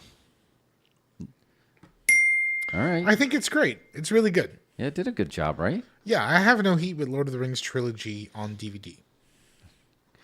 And then what? And then the Hobbit one. I feel like that's when people started to realize that, yeah, I think fantasy started to drop a little bit because I couldn't believe it. Like, oh, they're going to turn the Hobbit in trilogy. It's going to be another, and it wasn't. And I remember being shocked by it, and I enjoyed it. I watched absolutely none of it. No? Yeah. So my Hobbit story was that's the first time that they pitched a film was going to be at that higher frame rate. And they were showing it. And you know me is like, I have to like, if the director says you need to go see it in a certain format, that's what I try to do. And that higher frame rate like made my brain melt somehow. It's like you're looking through one of those viewfinder deals. Yeah, it was just like, and it was happening so fast. I didn't realize like, have they been manipulating my mind all along? Yeah. Because when you see that higher frame rate, and it didn't happen all the time, but I remembered it was almost like comedic. It was like when they moved very skittish, like so fast. And I'm like, it almost made it feel like a comedy. Here's one that's a little bit recent, but it's had some notoriety. It's from 2002. It had two big heavy hitters, Matthew McConaughey and Christian Bale. Reign of Fire. It was a big deal at the time because Matthew McConaughey shaved his head. Yeah. You know what? I never saw it. No? I just dinged it because I hadn't heard bad things about it. There's some that I know of, but I didn't see. Like, I'm going to mention this one now. This one was from 1982. The Sword and the Sorcerer. The Sword and the Sorcerer? Yeah. That's ill. And that's another one built around the weapon. He's got that triple sword. Yes, exactly. That's the one. That shoots the other swords out. Yeah, that's it. Yeah, that's it. Yeah. Which is an awesome weapon in medieval times. You'd be like, I only have 2 swords to shoot. Yeah, that's not very many shots. It would be like a gun. But in back in the Dark Ages, if you had 2 swords that you could shoot at folks and one to swing at folks, yeah, I mean, you're basically the Punisher. You're Wolverine. You are Wolverine. Hot take: the Lord of the Rings animated version I enjoyed, and I don't know, from 1978 was just as good, if not better, than the trilogy series. I think it's definitely not better. I would say definitely not as good, but I think that it was fine. Maybe because it affected it. Maybe it was a young age. It was just, it was the early version of that you caught. Yeah. Yeah, the only thing that existed at the time. Exactly. All right, I got one. I don't know if you're going to remember much about it. It's a 1977 fantasy comedy called Jabberwocky. I've never seen Jabberwocky. From Terry Gilliam. No? No. It was good. All right, I got one that's not showing up on this list, but I'm going to call an audible. Oh, I'm going to put this in there, and I'm going to say it's great. The late, great Robin Williams, Hook. I loved Hook. Looky, looky, I got hooky. I don't understand when people don't like it. I still say that to this day. Yeah. Looky, looky, I got hooky. That was so good. I don't know. It just, again, it was a film that you had no idea was coming, and it was so good. With this film, you should remember it, and I don't know if this is technically considered fantasy, or at least in the vein that we're thinking of it. I'll give you a hint. I'm going to see if you can guess this. It has James Earl Jones, Elvira, Richard Chamberlain, and Sharon Stone in it. Oh, King Solomon's Mines. Yeah. I don't know if that was the sequel to it, right? Because it's Alan Quartermain and the City of and the Lost City of Gold. Yeah, that was part 2. Yeah, that was part. You're right. King Solomon's Mine was part of that series, so you definitely still get credit. Do you remember seeing that?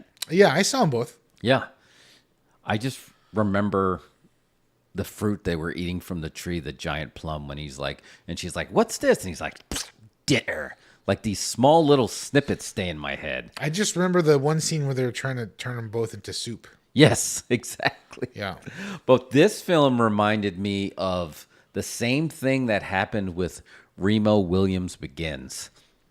That I'm like, wait a minute. They're already establishing these film properties like we already know what they are, or they already came from. But this was the first one, right? Both of these films felt like I jumped into the middle of a party and I had no idea what the party was about. Yeah. But the party was good. Yeah. But I felt like I should have been playing catch up. Did you feel that with Alan Quartermain and Remo Williams? Like, I felt like Remo Williams has been there all along and jumping right in it. About to blow your mind. Never seen Remo Williams. Oh my! That's unreal because I feel like that's a movie that I love the poster where he's swinging off the Statue of Liberty's hat.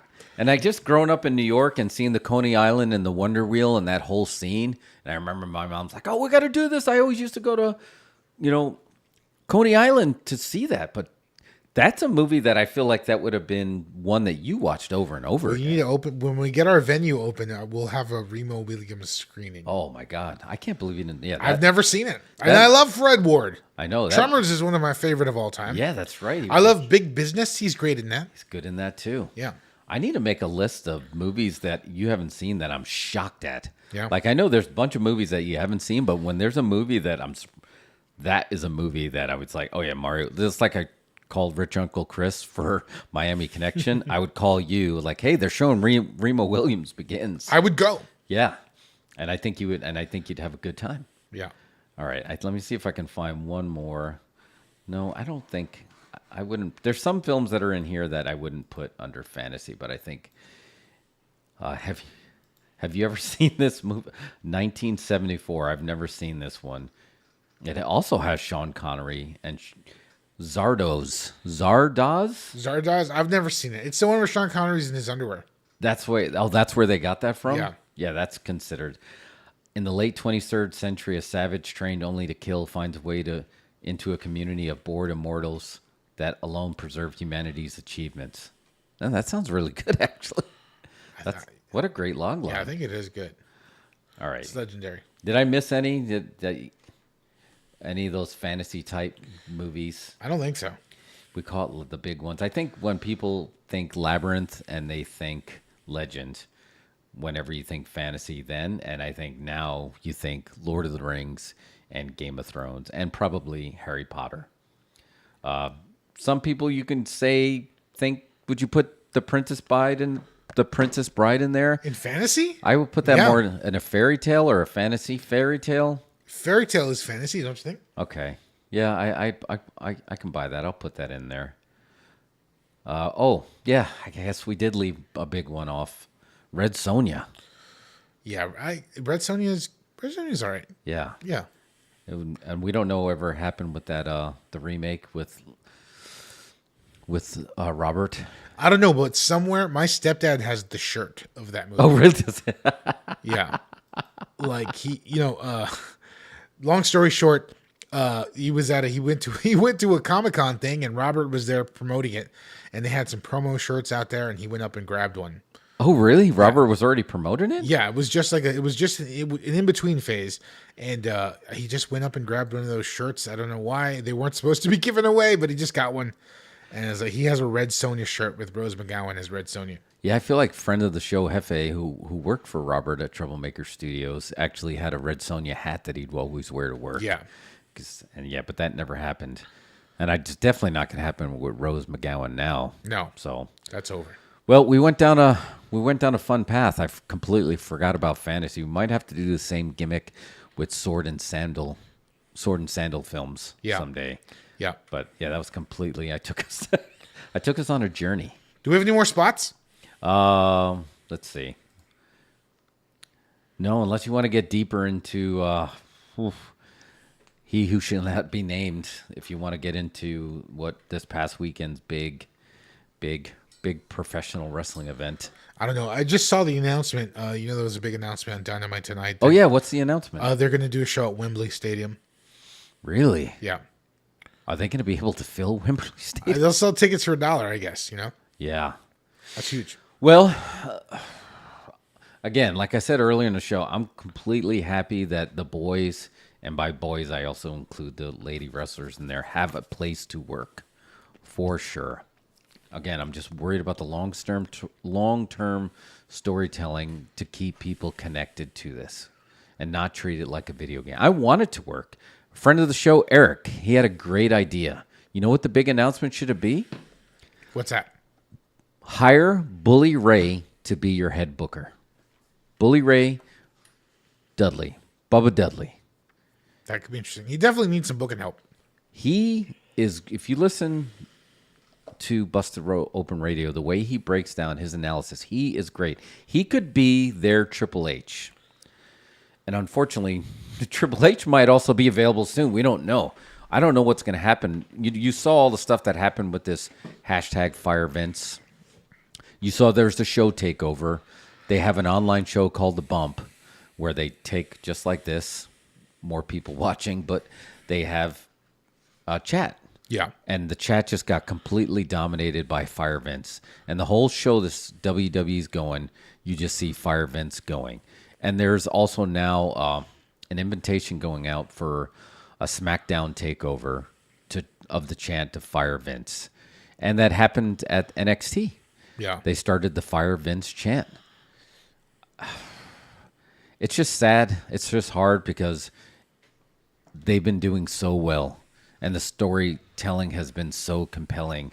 And it was luring people to go back to WWE. Because in the end, that's what, I mean, yeah, we're in this for the athletics, but you want the storytelling to be there.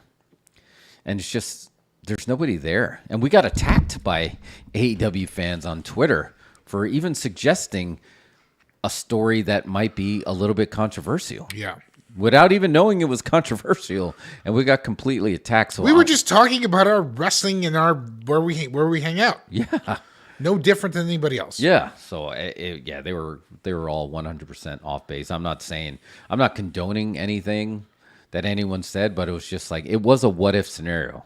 What if you attacked? I'm no Kevin Feige, but what if you attacked Kevin Feige and he's like, what if there was a female Captain America? I'm gonna F your mother. It's like, what? I just said, what if?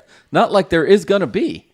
So I'm just worried about professional wrestling right now. Yeah, it's in a weird spot. Yeah, who knows? We'll see. Yeah, I feel like TBD. TBD. If I have an opinion, I would say I think the money changers over at Endeavor, who have a little more say, all of a sudden might have some objection to the internet hating the head of WWE. Yeah. And just, there's no coming back for Vince. There's no coming back. No. And he's already showed his cards. He's Mr. Burns. He's got the Mr. Burns outfit now, but like a Clark Gable version. There's just no hope. He's got to go. He's got to go. Yeah. Run it from afar and or do whatever from afar. But it's just kind of done. How does it happen when your creation has outgrown you, like you can't even handle it anymore? I mean, I don't know. That's just the way life goes, I guess. Yeah, you know, that's just the way it is, man. Eventually, things will outgrow you, and everything outgrows you. Yeah, but yeah, we'll see. But no, I did leave a spot off. I'm going to talk about really quick. It was just announced a couple hours ago that Warner Brothers, who's having some struggles themselves, they're trying to figure things out, is releasing the Willy Wonka prequel and Aquaman in the same exact week. In the same week. I thought you said usually, back to back. Yeah. It's going to be, I don't know if it's going to be a Wednesday to Friday to release or if it's going to be both on Wednesday. Remember we talked about this? 2 Fridays in a row. No, well, they just said, back to back. Let me see if I can get some details on that. But either way, that's really, really close to two considered tent-pole films. Let me see if I can get a little bit more details on this. Yes. This came right. Warner Brothers is now planning to release both Wonka and Aquaman and the Lost within the same week. Not back to back, within the same week. Why not just, well, here's the thing. They probably can't do anything about it because people attached to these movies have it written into their contract that the movie has to go to theaters, right? Yeah. So it has to happen. And so they're just going to have to force it out. But if I'm Warner Brothers, why not just swerve it a little? Just do something different. Because obviously they're doing this because they don't have any money to promote it. They're overloaded with this content that they don't know what to do with. At the same time, trying to reboot their whole thing. Yeah, and this is going to be the final film in that pre-James Gunn Saffron era, right? And the new Willy Wonka. Yeah, that's an IP. That is an IP, and I'm in. I mean, Timothy Chalamet. I mean, it should be. I'm interested. I don't know how involved it's going to be to the original source material, but who doesn't love Willy Wonka? I even like the Johnny Depp one. Like, I don't like it as much as the Gene Wilder one. Yeah. You know, there's no way, but I mean, it has its place. I mean, I didn't hate it. I did fall asleep in the theater seeing it the first time. Yeah, I did hate it. I think it's terrible. You think you hated it? Yeah, I don't think it's good at all. But I mean, I think that the main gimmick of Willy Wonka is shooting on the kids. Yeah. Right? Right. And if you're not doing that, if you're not being satirical about the kids, because it's all about how terrible kids are. Yeah. Here's 8 different types of spoiled kid is pretty much the premise of the movie, isn't it? Yeah. Except of the book maybe, but in the movie it was like, here's 8 different types of spoiled kid and everybody takes acid. Was kind of like where they were going with that. Yeah, and that's why you can live in happiness too, like the Oompa. Loompa. Yeah. So, yeah, I think they realized that Aquaman, after seeing what happened to Shazam, I think they realized Aquaman's in trouble. And I don't know if they think somehow this is mitigated, because you ever notice when there's a big drop and there's 2 big drops in the same weekend, it's never one or the other. They both kind of raise each other up.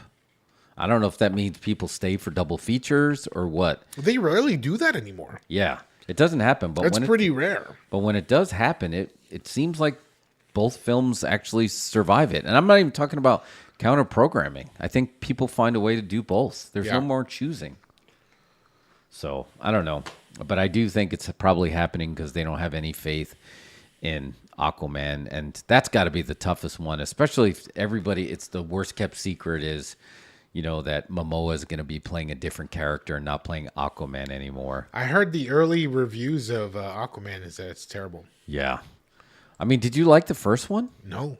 Yeah, I mean, the first one. I thought it was absolute nonsense. I could not even follow it. Yeah, it was great just to finally see Aquaman on screen, but give me Vinny Chase's Aquaman. That's the one I want. It didn't feel like Aquaman. I don't understand what Aquaman is. Well, we grew up with Aquaman with orange shirt and blonde hair. Yeah. And we got something completely, we got the Hawaiian version. Not that I need like a white blonde Aquaman, but it just didn't feel like Aquaman at all. It was just Jason Momoa hangout movie. Well, because Jason Momoa is a badass. Like, he's a legit badass. And if you watched any of I'm not even talking about the older Aquaman. I'm even talking about later on animated Aquaman. He was kind of a braggart. He was definitely the guy that's like, I once caught a fish this big. Like, it was a little bit more comical. And you don't get that with Moa. He's a badass. So I guess that's the direction he went. But it worked really well in Zack Snyder's version. He was great. Yeah. But like in the standalone movie, I don't know how well it worked. And I like the idea of just like, he has that island feel. Like, I don't know what his background is, but he feels like he is somebody who would legit for a shoot in real life have a relationship with the ocean. Yeah. So I dug that, but you're right. The film, for some reason, felt a little disjointed or something. I can't put my finger on it. So it felt a lot of things. It did, but one of them was not good. Yeah. So let's do you have any more spots? I got one go home spot for us. I do not. What's the go home spot? So we're gonna just do 2 quick trailer reviews, or we're gonna say what we just saw 2 movie trailers within a week of each other. Yeah. Which one are you more excited about? Blue Beetle or Barbie? Oh, I mean, definitely Barbie. Barbie. But Blue Beetle definitely got my attention. Yeah. I love the fact that George Lopez called Batman a fascist, and it made the internet lose their minds. Yeah, they did. That shocked how much I shouldn't be shocked anymore, but I was shocked how much they lost their mind over that. It felt right. Blue Beetle. I don't know anything about the Blue Beetle character, and honestly, I don't even care what the Blue Beetle is or what he does or what he shoots out of his hands. I thought the family dynamic felt really good.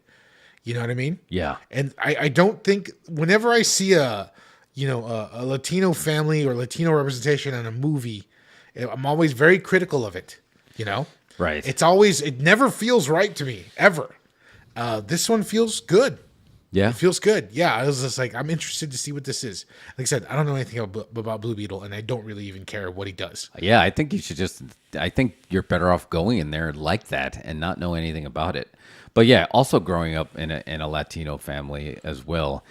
anybody knows that, yes, 6 people might go to the grocery store together. Right? What's that? 6 people might go to the grocery store together. That's just a thing. Like, we're all going to the store. He has nothing else to do. Let's just go to the store. Yeah, we're all going to the store. That doesn't happen anymore. Yeah. And when it does happen, my son is just like, why did the whole family go to the grocery store together? Because he grew up and there's just like only one person go. Like, you just send somebody out for supplies. Yeah. But for us, yeah, our whole family went to the store. Yeah. And we'd all pick stuff and like put that back. You'd all have a party in the cereal aisle. That's just what you did. Yeah. So when that scene, when he showed up for the job interview in the suit and they were all in the car like cheering behind him, 100%. 100%. That's exactly what the whole family would do. Yeah. So, yeah, I'm excited. I love George Lopez's hair and his beard in this. Oh, yeah, he's got a ponytail going on. He's got a Yeah. ponytail. He's got a super long beard. I think that's on point. That's perfect casting. Yeah, it feels good. Again, and I don't care. I didn't even care about the Blue Beetle parts. Yeah. Just cut that part out. But it did work. Like whatever the Blue Beetle is, the suit, whatever happens, whatever this beetle does to give him powers, it felt like it worked. Yeah. I think great casting. Who's right? Cobra Kai star. Yes. Is in there was perfect. I mean, how do you pronounce his name in real life? I don't know. Isn't it like XOLO? Something along those lines. I want to say Zolo, but I don't think that's right. No, but he's great in Cobra Kai, and I feel like he's a fun person. I actually watched him on First We Feast. You know how they have the snack time where you pick all your favorite snacks. Yeah, and he was one of those actors that came across that you could tell this is a genuinely nice guy. Like, I feel like I think this is going to make him a big star.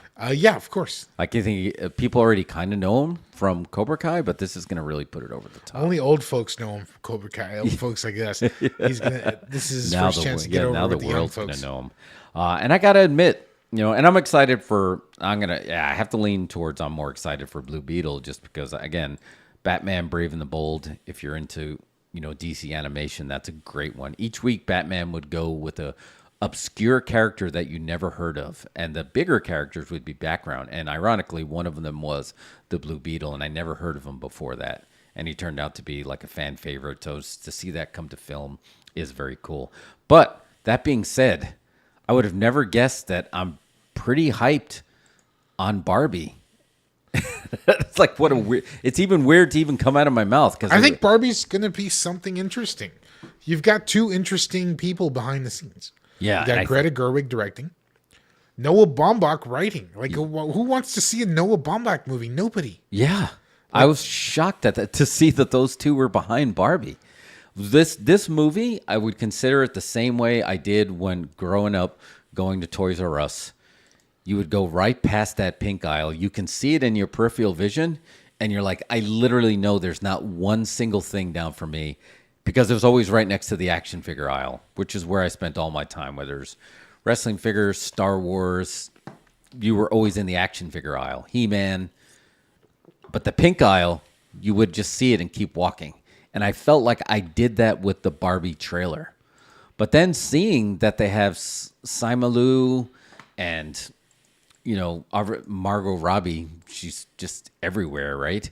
And then Ryan Gosling as Ken. And I feel like there's going to be good comedy in this. Like, there's going to be wink, wink, like it's going to be made a little bit more for adults, if that makes sense. No, I feel that 100%. I feel like the trailers are hiding something. Yeah. Doesn't it feel like that? No, the trailers are definitely hiding whatever this movie is actually about. So this isn't going to be a movie for kids like I originally thought. I don't think this is going to be a movie for kids. No. Again, this is Greta Gerwig and Noah Baumbach. Go look at their filmographies. I don't think they're going to be doing whatever it is. This is going to be an ironic, sardonic take on Barbie. Yeah. You know what I mean? You already know this because I don't know what kids are doing today with Barbies, but this is definitely appealing to the people who used to have Barbies, right? Not to people who play with Barbies now. No, I don't think so. Yeah. Doesn't feel, and I'm here for it. I was like, okay, I'm down. I can, if they go towards the adult route, I won't do the past the pink aisle.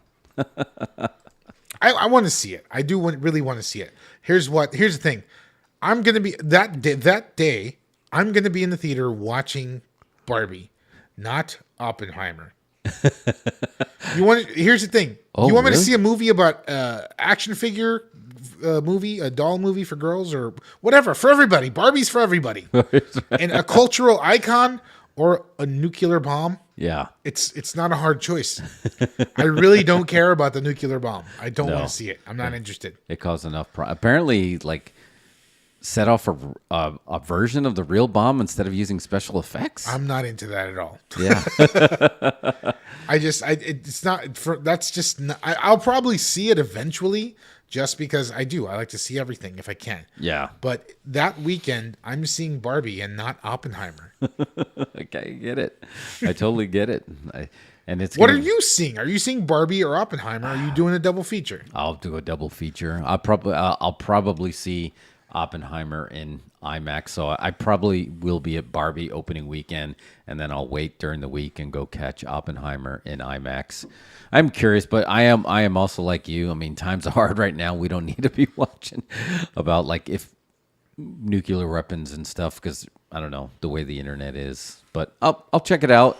I don't really think he needed to. I hope nothing was of value was even accidentally hurt. Did you really need to set off a real version of a bomb? All right, I'll go see Oppenheimer then. Let's do okay. That weekend, the next show is Barbie and Oppenheimer. That seems like a good show. Okay, yeah, that works. We can do that. But yeah, we got to see it in IMAX too. Again, he's Christopher Nolan. Even with, have you rewatched Tenet yet? No. It was tough, and I loved. You know, you can watch Inception over and over and over again. But I think I need to watch that a few more times. But I remember needing a walkthrough for the walkthroughs on Tenet. And it's just like, was it because we were rusty? Because we hadn't been going to the movies in so long? That it was that confusing? I just think he's getting, at a certain point, Nolan got so deep in his premises that we're just like left out. Yeah. We're left out of the loop. It's just like, what? Yeah, I was totally. I'm not that's sure. A good way to put it. I was totally left out.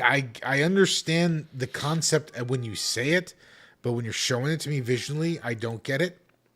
So yeah, I think just Christopher Nolan is on his own level doing something different than the rest of us. I'm just trying to watch Cobra Kai. You know? Fair enough. We can end on that. That works. It's 10:10. Good luck, good timing. But thanks for joining. Thanks for Jesse for joining us. We got 2 big shows. We got some big shows coming up. Right. We got next week. We got our Star Wars Celebration special with the Mandalorian, and then 2 weeks after that, we're gonna do the horrors of summer with our friends Rainbow Fright. But please go subscribe on her page. Yeah, there it is. But yeah, she's about to hit 1,000 subs. She's there, so please go and support her. Her videos are great. She's that recent one that we both, I think, coincidentally, we were both watching at the same time. That Death Proof review was so good. So we need to talk about Death Proof with her when she comes on. So what we're gonna do with the horrors of summer, similar to what we did with Love, but we're gonna do the horrors at the beach, the horrors at the water, the horrors at the camp. And we're gonna dig deep. So we may not necessarily hear about Jaws and Friday the 13th. That's the spoiler. You're bringing it up.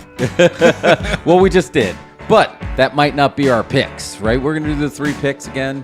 We'll do the 3 picks, but yeah, and inevitably you can't talk about it without that. So that's it. Should we end it with our hashtag of our fingers crossed and somebody gets to say, "You're fired"?